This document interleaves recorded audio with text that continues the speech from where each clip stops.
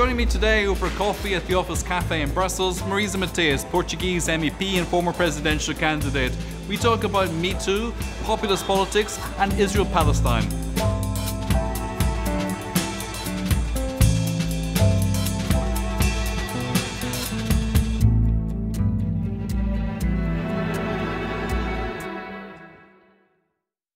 You must be delighted to see Silvio Berlusconi come back and stand side by side with Jean-Claude Juncker and Antonio Tajani, and the idea that Berlusconi is going to save Europe at a moment when we're talking about Me Too. Are you comfortable with this kind of boys' club approach when we're dealing with so much harassment and this legacy of an old-style politics? I couldn't believe, to be honest. I don't know how many lives Berlusconi has. And I couldn't believe, because especially in this moment, of course, the Me Too campaign and all other campaigns, I think they are bringing a lot of awareness and empowerment to women. And in this moment with Trump and the United States and Berlusconi with his legacy in terms of harassment and things like that, I just think he's stepping back. But do you not think that as an advisor to Juncker or to Tajani, you'd want to keep your distance at this moment as well? You don't want to be standing beside Berlusconi when there's so much going on with Me Too. I don't want to be next to him, but to be honest, I think we need to be.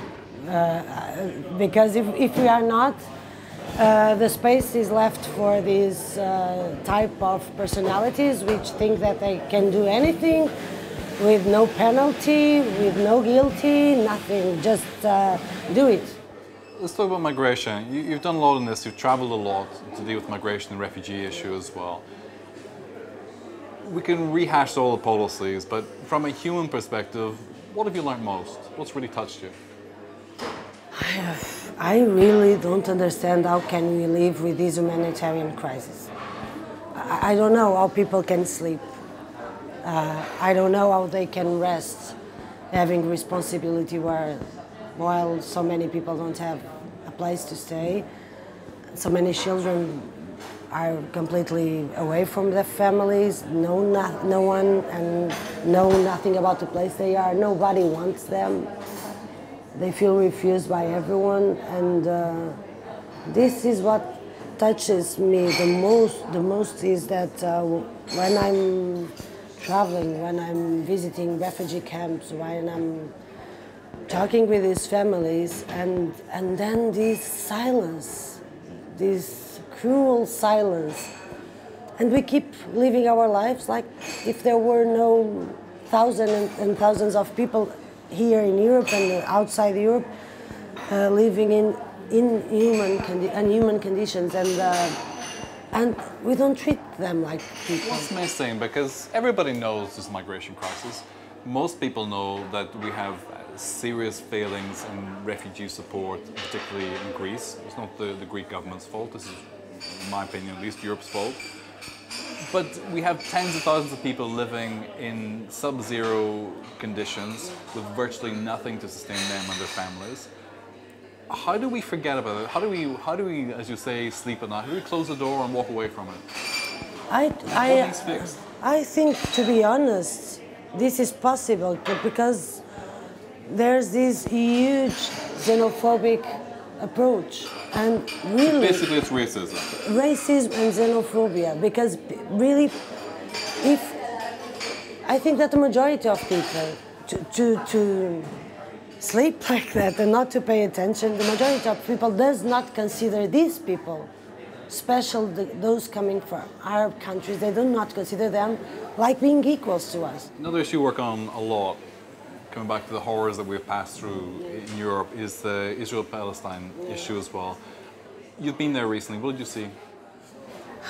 I think that, with Syria war, with the refugee humanitarian crisis and all these things, Israel-Palestine was a little bit put aside, and things are still going on, and we have a new intifada, and we have this Trump crazy measure of defining Jerusalem as the capital of Israel in order to put their the US embassy in the middle of the turmoil, which just generates more and more turmoil. We have the detention of several children, including Ahed Tamimi, and this is a regular daily basis. And I think that this call that Mahmoud Abbas did just to have the recognition of the Palestinian states from all member states of the European Union would be an important step, because... But is that any more provocative than moving an embassy to Jerusalem?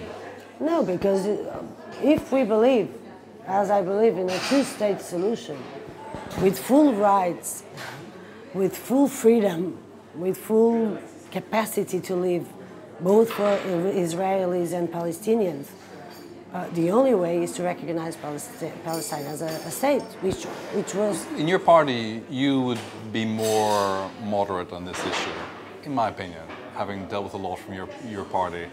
Some in your party wouldn't even recognize the right for Israel to exist. No. In my parliamentary group, perhaps, but in my party, no. Okay. No.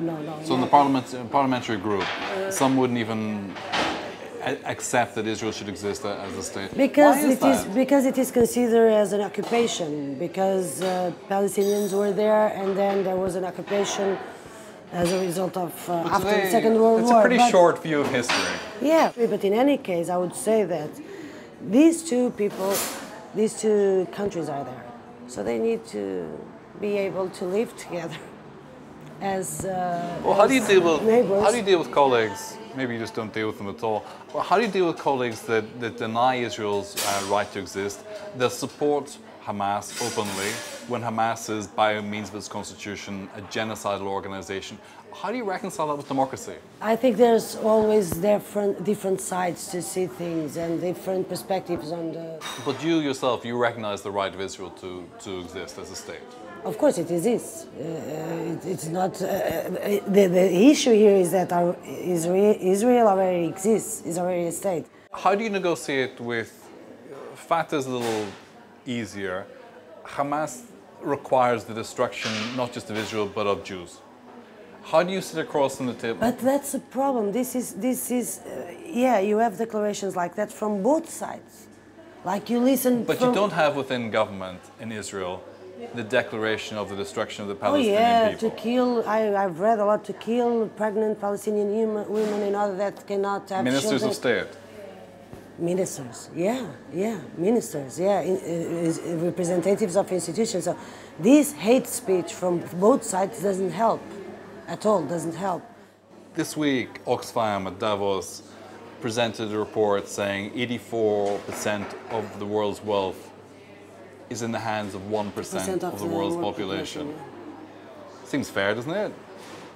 I don't know, again, I don't know how we managed to just deliver democracy and justice and fairness, everything to the financial markets and to this concentration in the 1%. I don't know how we shall we do. How do we end up with elections year after year, knowing these facts, and it continues?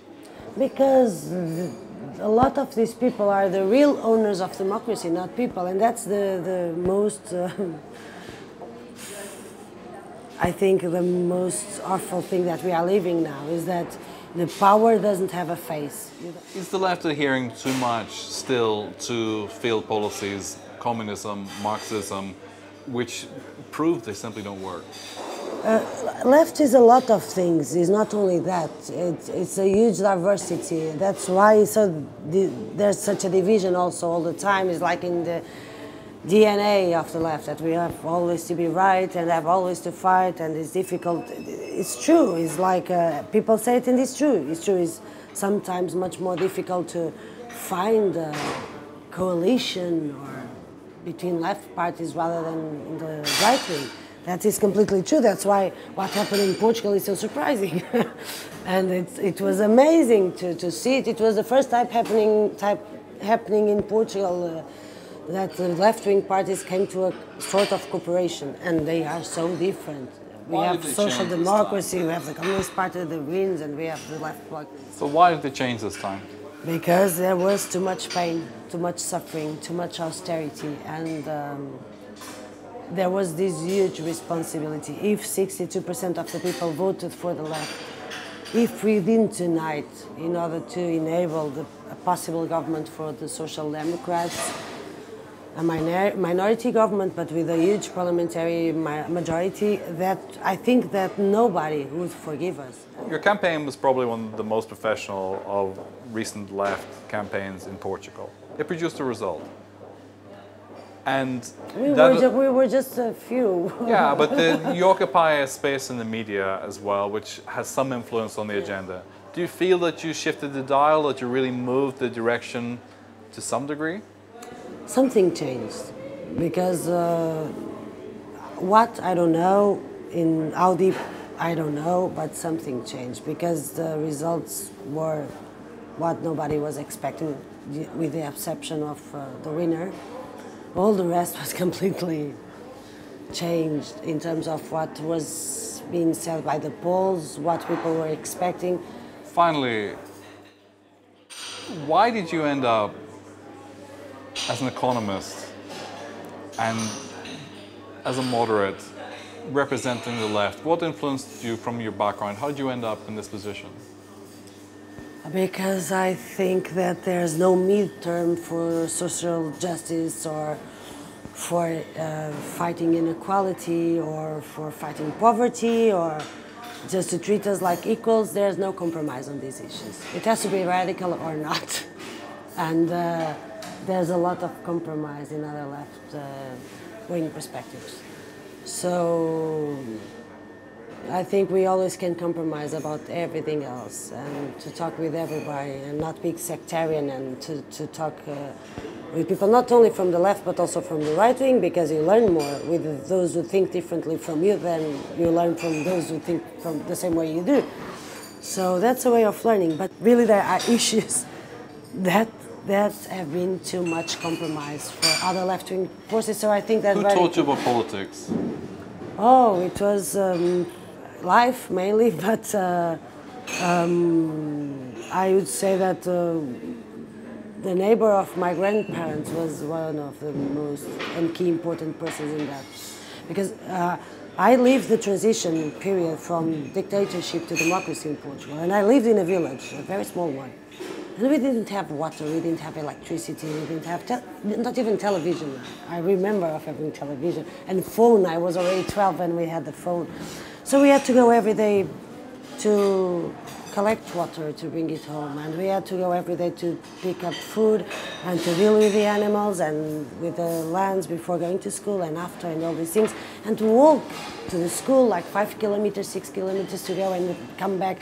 And we didn't have toys, we didn't have many clothes, we didn't have much food, but we were not starving. But it was the transition, and so as the democracy arrived to the countryside in Portugal, we started to have water, and then electricity, and then we started to have public health, and then we had public school. And when I was 9, I didn't need to, or 8, I don't remember, I didn't need to walk again to go to school because I had a school in my village. So these things, the meaning of the public services, the meaning of democracy, the meaning how they serve people, and how do they generate equality in terms of opportunities. That's what I've been told into politics, the sense of justice and how do the public has a role in people's lives. I would not be in this position if I wouldn't be given the opportunity to study, to have health without paying for it. In public schools, in public health centers. So this is what I think, is that everyone should at least have the same opportunity. And as I said, I think that a lot of left-wing parties had compromised a lot there. And I see it, I don't see it also in the communist parties, because I see it too much bias towards a very strict line. But I see in other radical left-wing parties like my own that there's the capacity to compromise in what is compromisable, but to not compromise at all on the basics of life.